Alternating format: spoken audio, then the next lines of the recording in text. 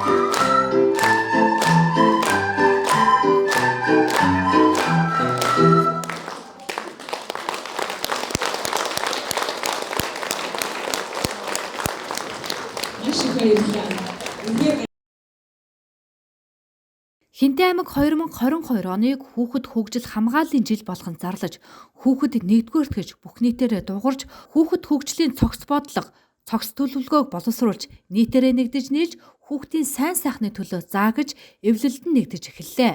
За Хинтээ аймгийн нийт хүн амын 36.9%-ийг хүүхэд эзэж байгаач өнөөдөр хүүхдийн цогц бодлого байхгүй хүүхдтэй холбоотой хэрэг зөрчил хүүхдийн боловсрал эрүүл мэнд чөлөөт цагаа зөв боловсон өнгөрүүлэх газар хомс байгааг шийдвэр гаргах төвшний удирдлагууд анзааран харж инхүү Хинтээ аймаг хүүхдийн төлөө зүрх сэтгэлээ зориулан ажиллах загвар жишг аймаг болохын төлөө ажиллаж эхэллээ.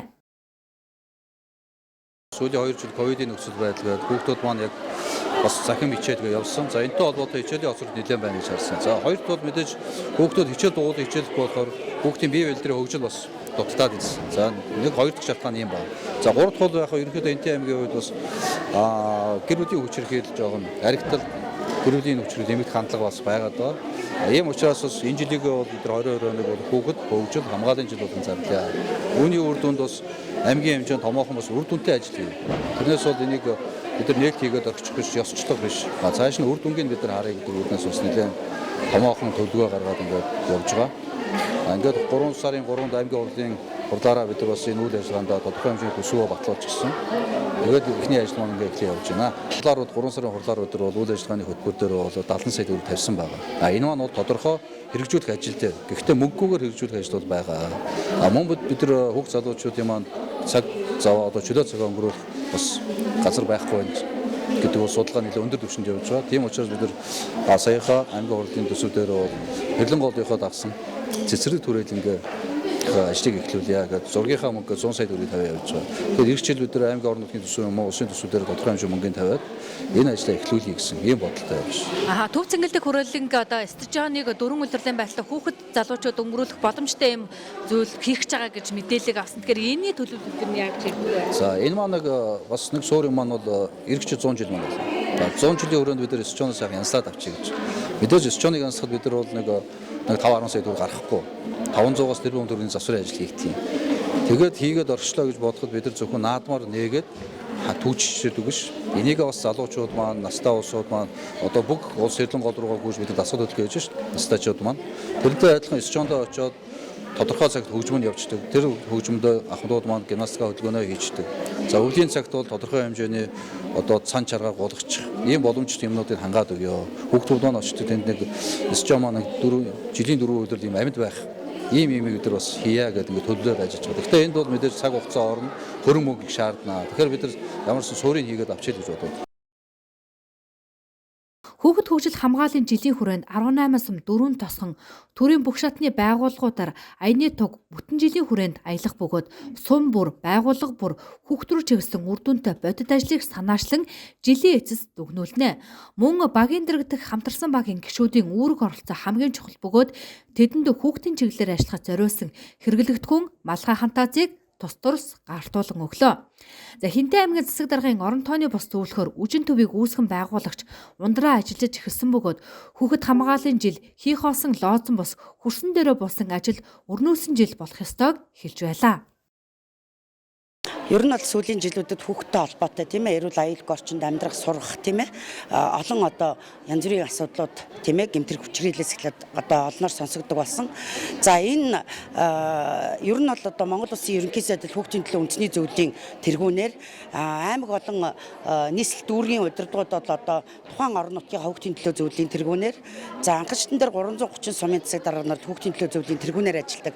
Тэгээ энэ жилийн хувьд бол Хинтээ аймгийн засаг дарга өгөөд одоо хүүхдийн төлөө зөвлөлийн тэргүүн жогсон жов тийм ээ мөн одоо аймгийн гэр бүл хүүхд залуучдын хөгжлийн газраас санаачлаад энэ 22 оныг хүүхдийн хөгжил хамгааллын жил болгож одоо зарласан нь бол үнэхээр одоо цаг үе олсон маш том одоо ажлуудыг хийх одоо олон үр дүнтэй лоцгонсон биштэй бодит хөрсөн дээрээ болсон ийм одоо олон ажлуудыг хийх байх гэж бодож байна. Энэ удаагийн одоо нээлтийн үйл ажиллагаанд оролцоод үнэхээр одоо Хинтээ аймгийн хүүхдүүдийн аж байдлын судалгааг одоо засаг дарга танилцууллаа. Энэ хүрээнд бас яг ямар үндсэн одоо 13 чиглэлийн ямар ажлуудаа хийх вэ нэг бүрчлэн танилцуулж байгаа нь бол үнэхээр их таалагдлаа. За хүүхэд хөгжил хамгааллыг ганцхан жилийн дотор өрнүүлэх ажил биш бөгөөд ирэх 4 жилийн хугацаанд хийж хэрэгжүүлэх хүүхдийн төлөө сайн санаачлах өрнөөсөн аймаг болох том зорилт тавин ажиллаж байна. За аяны нээлтэнд оролцож буй хүүхдүүд өөрөөсөө сэтгэлээ инхүү илэрхийлж байна.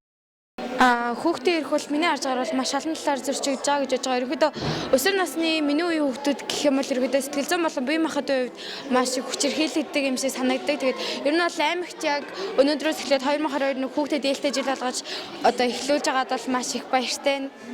Ер нь өсвөр насны хүүхдүүдэд төлөвлөлөөд гэх юм бол ер нь бол ихэвчлэн нэг үе тэнгийн дарамт төрөл сургуулийн орчин гэр бүлийн өрөөнд бол маш их харагддаг. Тийм болохоор тэр тал дээр илүү анхаарал ажиллах юм бол ер нь бол аймгийн хүүхдийн оролцооны байгууллагууд гэх мэт сэцүүд бол ер нь илүү хөгжих магадлалтай байх гэж бодож байна. Чөлөө цагаа өнгөрүүлэх газар гэх юм бол Синьон кафе, мехэ, номисан гэд ерөөдөө нэг газрууд нэгж байгаа ч гэсэн зарим газрууд бол маш тутмаг хүүхдээ ордон байдгүй. Тэгээ дээрэс нь нэг студи кафегээ байдаг штэ. Хичээлээ ингээ нэг ном уншдаг тийм газар бол манай аймагт одоогийн байдлаар бол тутмаг байгаа. Тийм газруудыг бас нэгэдэх юм бол хүүхдүүд илүү чөлөө цагаа өөр бүтээлтэй өнгөрүүлээд тэгээ бас өөрийгөө илүү олон талаас нээж хөгжүүлж чадах байх гэж бодож байна. Хинтээ аймагт одоо хүүхдүүдэд чиглэсэн дотоод зүйлүүд бас чамд юу гэж санагдаж байгаа? Юу хэрэгтэй юм шиг санагдаж байна? Вэжин хайр сэтгэл тэгээд хүүхдүүдтэй сайн туслах хэрэгтэй байх гэж бодож байгаа. Та бүхэн чөлөө цагаа өнгөрүүлэх бол газрууд хэр одоо Хинтээ аймагт байна гэж харж байна? Байхгүй байна гэж харж байгаа юу? Бага. Шийдэл одоо чөлөө цагаа чи хаана өнгөрүүлж байна? Найзуудтайгаа гадуур явах ч юм уу сургууль дээр хичээлээ идэг. Энэ одоо жилийн нээлт болж ин тэгэхээр чиний хувьд яаж өөрчлөгдөөсэй гэж бодож байна хүүхдийн төлөө? Хүүхдүүдийг хүчрүүлэхгүй, зодохгүй, загнахгүй сайхан сэтгэлээр хандах хэрэгтэй гэж бодож байгаа. За Хинтээ аймагт 2021 онд хүчирхийлэлд өртсөн нийт 151 дуудлага ирснээс 55 дуудлагыг 108 тусгай дугаар 27 дуудлагыг гэр бүл нь мэдээлжээ. Гэр бүлийн орчинд хүүхэд ихэвчлэн хүчирхийлэлд өртөж байгаа бол 2021 онд бэлгийн хүчирхийллийн шинжтэй дуудлага 15 бүртгэжээ. Энэхүү тоон үзүүлэлтээс харахад Хинтээ аймагт хүүхэдтэй холбоотой хэрэг зөрчил хүчирхийлэл их байгааг харж болохоор байгаа юм а.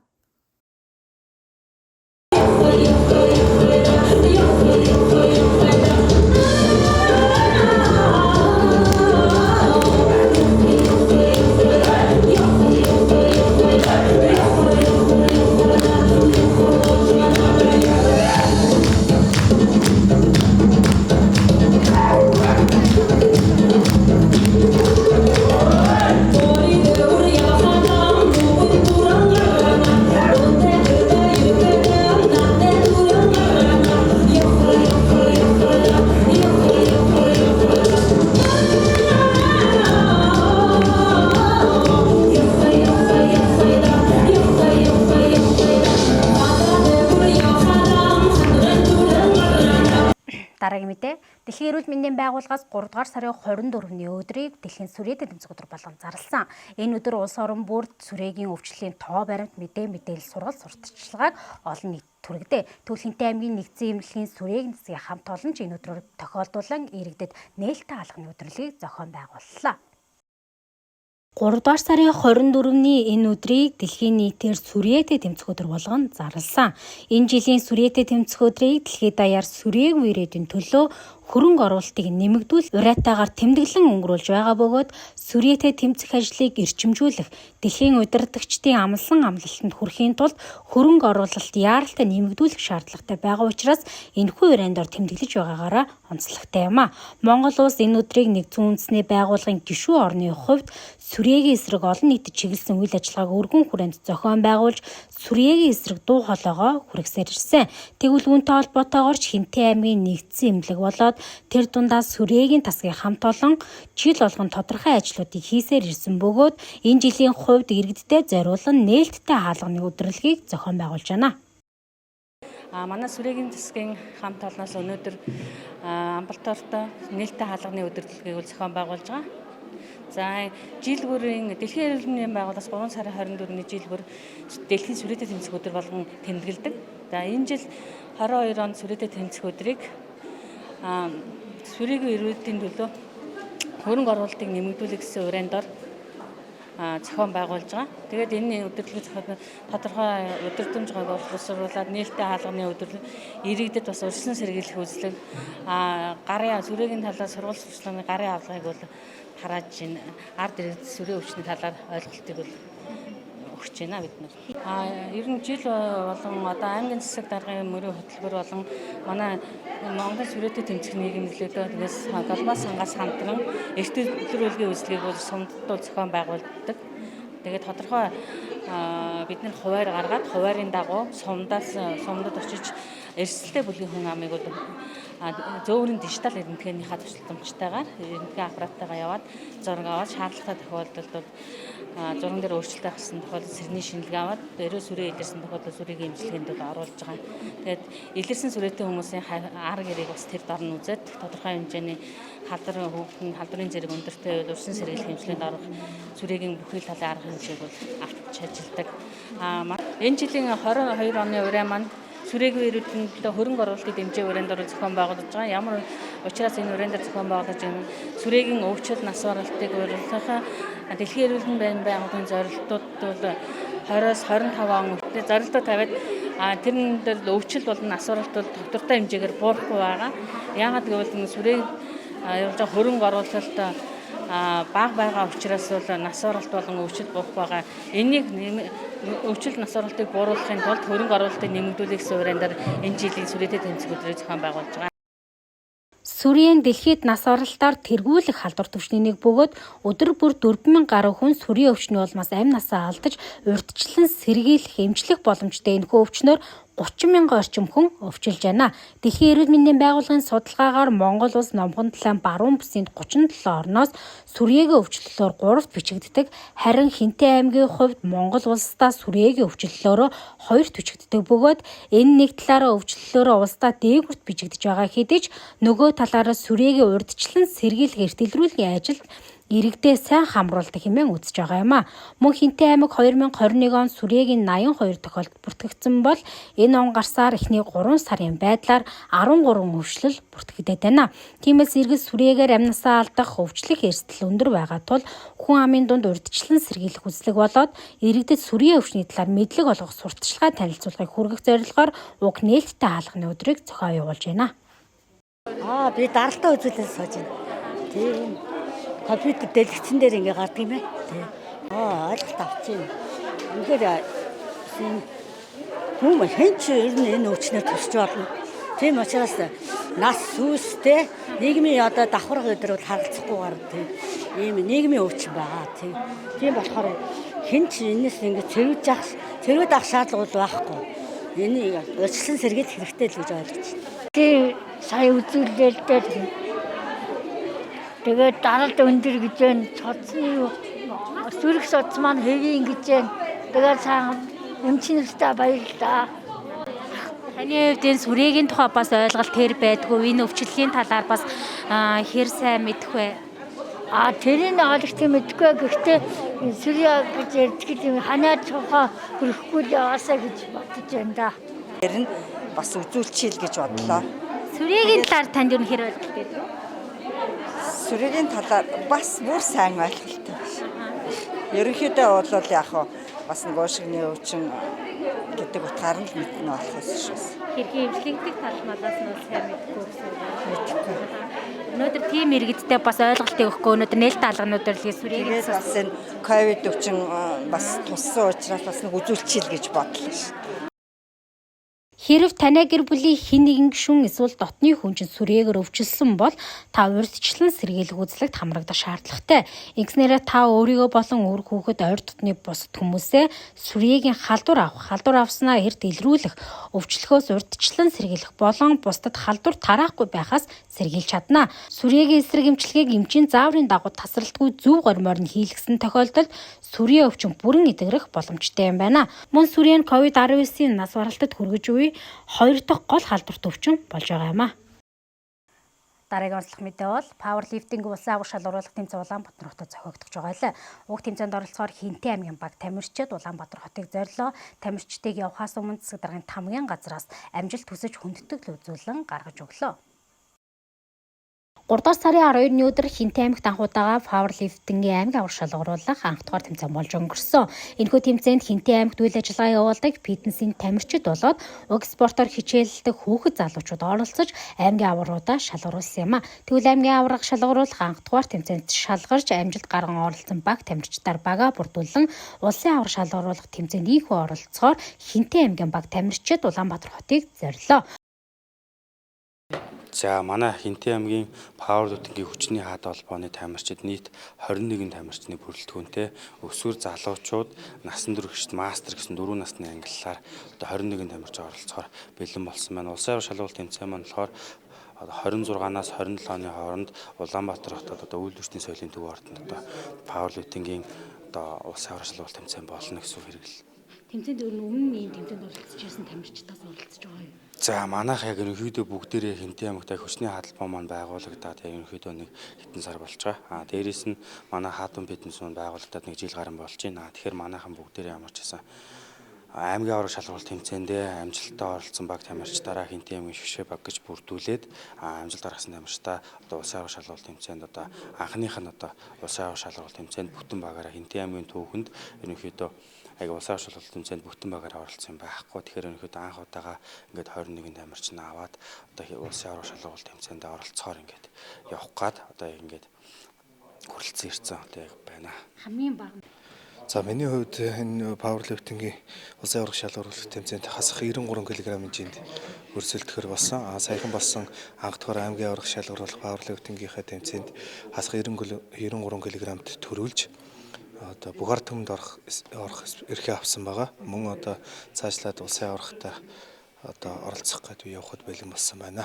Мөн одоо Хинтээ аймгийн цагдаагийн газраас хамт олон дэмжлэг үзүүлж байгаа. Одоо газрынхаа хамт олон бэлтгэл сургалт хийхэд дэмжлэг үзүүлдэг хаадун фитнес клубын хамт олон мөн одоо энэ холбооны хамт олонд бүгдээрэнд нь баярлалаа гэж хэлье. Тэгээд миний хувьд бол хичээллээд 5 жил болж байгаа. Тэмцээнүүдийн хувьд гэх юм бол арь мэдлэгийн аврах шалгаруулах тэмцээнд орж хасах 83 кг хэмжээнд 5 дугаар байрны шагналд орж байсан.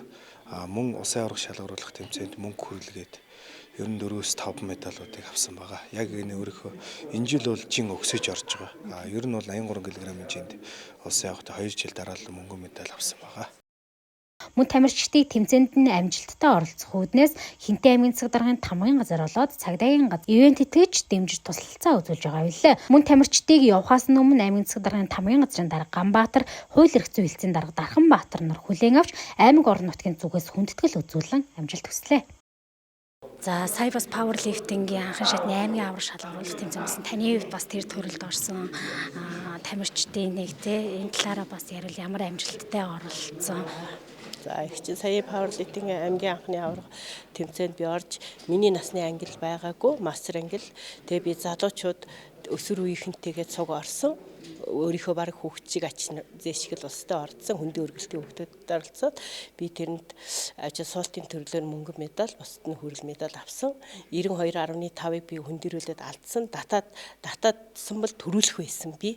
Одоо энийг татвал төрүүллээ гэжсэн би тэрийг гар галтарч алдаад тэгээд би суултын югаар мөнгө авч тэгээд яасан. Тэгээд одоо ингээд ер нь цаашид хэлэхэд миний насны улсууд ер нь спортоор бол хичээлж болох юм байна. Хүнд ер нь хөдөлгөөн хамгийн чухал байдгийн билээ. Бид 3 сарын 12-нд болсон аймгийн урагшаал уралдах пауэрлифтингийн тэмцээнд хасах 59 кг хэмжээнд өсвөр төрөлд тэргүүн бээр эзэлж улсын аврагт явах эрх авсан байгаа. Тэгээд одоогоор Хинтээ аймгийн Хэрлэний 1-р лаборатори 1-р сургуулийн 10А ангид суралцдаг байгаа. Пауэрлифтингийн спортод 2021 оны 10 сараас эхэлж хичээлсэн. Одоо хичээлээд 4 сар 5 сар болж байгаа. Яагаад хичээлэх болсон бэ гэхээр өөрийнхөө одоо бие бэлдэрт анхаарах, тэгээ хооллолт зэрэгт анхаарч сурсан. Тэгээд дээрэс нь бэртэлтэй байсан болохоор би бас бэртлээ эдгэхийн тулд өөрийнхөө бие бэлдэр эрүүл мэндэд анхаарах пауэрлифтингийн спортоор хичээлсэн байгаа. Арга ирэх мод маш сайн дэмждэг байгаа. Манай аав, ээж, ах эгч бүгд маш их дэмждэг. Тэгээд бэлтгэлд явах цаг зав тэгээд миний хооллолт зэрэгт маш их анхаардаг байгаа. Нийт бол 3-4 жил хичээлж байгаа. Яг аймагт ирээд энэ Хаадуу фитнес клубд бүтэн 1 жил тасралтгүй хийсэн.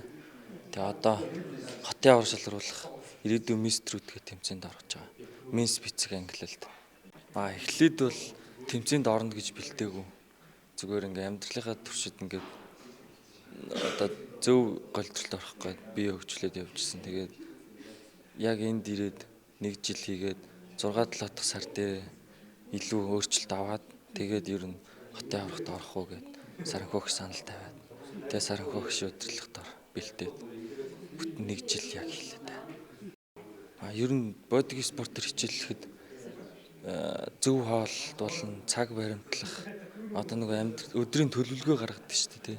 Би бол ингээ ажиллаагээд энд ажил амжирдаг байхгүй архитектор идэг уран тод цэг гэх компанид. Тэгээд ингээ ажиллаад хараад тэдэн цаг бэлтгэлээгээд тэдэн цагт нь хоолоо идээд өглөө нь яаж юм уу бэлтгэв юм төлөвлөгөө их сайжруулдаг юм.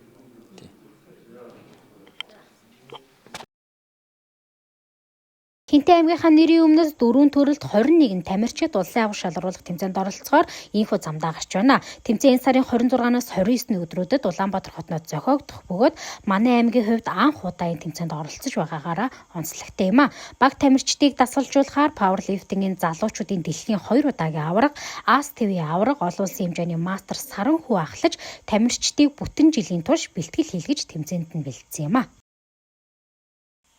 Дараагийн мэдээ Хинтээ аймгийн оны хүүхд хөгжил хамгааллын жил болсонтой холбоотойгоор Хэрлэн сумын 2 дугаар баг хүүхд хөгжил хамгааллын жилийн нээлттэй мөн энэ үеэрээ хамтарсан багийн зүгээс 2022 онд хэрэгжих ажлуудын төлөвлөгөөгөө иргэдэд болоод хүүхдүүдэд танилцуулах ажлыг зохион байгууллаа.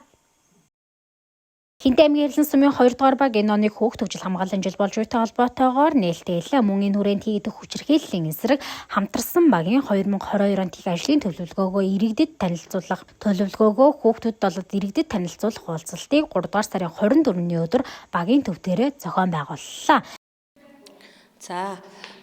Хинтээ аймаг 2022 оны хүүхдийн хөгжил хамгааллын жил болгон зарласан байгаа. Энэ жилийн хүрээнд одоо бүхэл байгууллагууд хүүхд рүү чиглэсэн хүүхдийн хүчирхийлэл, хүүхдийн хөгжил хамгаалал руу чиглэсэн ажлуудыг хийхээр төлөвлөж байгаа. Манай Хэрлэн сумын 2 дугаар багийн хүчирхийллийн эсрэг хамтарсан багийн зүгээс одоо 2022 онд юу хийх, ямар ажлыг хэрэгжүүлэх талаар төлөвлөгөөгөө бас иргэдтэй хүүхд багчуудад танилцуулах уулзалтыг өнөөдөр хийж байна. Хэрлэн сумын иргэдийн төлөөлөгчдийн хурлын 2021 оны 2 сарын тогтоолоор одоо багийн хамтарсан багийн бүрэлдэхүүнийг шинжилсэн байгаа. Энэ тогтоолоор бол хамтарсан багийн бүрэлдэхүүнд багийн засаг дарга, өрхийн эрүүл мэндийн төвийн эрхлэгч, сургуулийн нийгмийн ажилтан, цэцэрлэгийн эрхлэгч, хэсгийн байцаагч, олон нийтийн цагдаа гэсэн ийм 8 хүний бүрэлдэхүүнтэйгээр одоо хүүхдийн хүчирхийлэл, гэр бүлийн хүчирхийллийн эсрэг энэ хамтаараа баг хамт олноороо ажиллах ийм багийг байгуулсан байгаа. Өнөөдрийн уулзалтаар бид нэр одоо 3 дугаар сургууль, 4 дугаар сургуулийнхаа 2 дугаар багт амьдардаг хүүхдүүдийн дунд одоо энэ төлөвлөгөөгөө танилцуулна. За мөн дэлхийн зүүн олон улсын байгууллагын бор өндөр 2 нутгийн хөгжлийн хөтөлбөрөөс бас мөн хүүхдүүдийн одоо мөнгөн хуримтлалын бүл байгуулах сургалтыг хийж одоо хүүхдүүдийн 2 бүлийг байгуулах ийм төлөвлөгөөтэй ажиллаж байна. За мөн одоо энд ирсэн хүүхдүүдээс 2 дугаар багийн хүүхдийн зөвлөлийг байгуулах ийм төлөвлөгөөтэй ажиллаж байна. За ерөнхийдөө энэ хүүхдийн зөвлөл маань одоо манай баг маань 1515 хүүхэдтэй. За энэ хүүхдүүдийн маань төлөөлж за энэ 2 дугаар багийнхаа хамтарсан багтаа хүүхдүүдийн талаар одоо ажиллах ийм хүүхдийн зөвлөл гэж байгуулж байгаа. Ер нь манай баг дээр одоо 4 зөвлөл ажилладаг. Ахмадын зөвлөл, хөгжлийн бэрхшээлтэй иргэдийн зөвлөл, эмэгтэйчүүдийн зөвлөл гэсэн зөвлөлүүд ажиллаж байна. За энэ хүүхдийн зөвлөл одоо бас нэмэгдээд ажиллах ийм зүйлийг одоо өнөөдөр танилцуулах уулзалт хийж байна. Хэрлэн сумын 2 дугаар багийн хувьд 2022 онд хийгдэх ажлуудаас хүүхд рүү чиглэсэн олон ажил байгаа бөгөөд үүний дундаас чухал анхаарал татсан нь булаг багийн хүүхдийн зөвлөлтөд болох ажил хамгийн онцлог байлаа. Үүнийхээ дагавч энэ нээлтийн үеэрээ 2 дугаар багт талиалагдах ерөнхий боловсролын сургуулийн Хэрлэн 4 дугаар сургууль болоо Тэмүүжин цогцлбор сургуулийн 10-11 дугаар ангид сурагчдыг уран оролцуулж тэдний дуу хоолойг сонсож хүүхдийн зөвлөлт дотроос нь байгуулахаар болж байна. За төлөвлөгөөний хувьд гэх юм бол ерөнхийдөө одоо урьдчилан сэргийлэх ажил нь бол нэг 60 орчим хувь нь бол урьдчилан сэргийлэх ажил байгаа. За мөн судалгаа мэдээлэлээ сайжруулах ажил нэг 15 орчим хувь. За мөн хариу үйлчилгээ үзүүлэх ажил бас 15 орчим хувь. За мөн одоо удирдлага зохион байгуулалтын ажил бол нэг 12 орчим хувь ажлууд хийгдгээр байгаа. За гол онцлог ажлууд гэх юм бол бид нэр одоо хөршийн холбоо тогтоох ажлыг энэ жил бас хийх гэж байна. Энэ хүүхд хөгжил хамгаалахаа жилийн хүрээнд хөршийн холбоо тогтоож бид нар одоо хүчирхийлэлээс урьдчилан сэргийлэх боломжтой гэж үзэж байгаа. За мөн архитектгүй хэтийн хинтий хөтөлбөрийг бас баг дээр хийх гэж байна. За халамжаас хөдөлмөрт гэдэг арга хэмжээг бас багийн иргэдтэйгээ хийх гэж байна.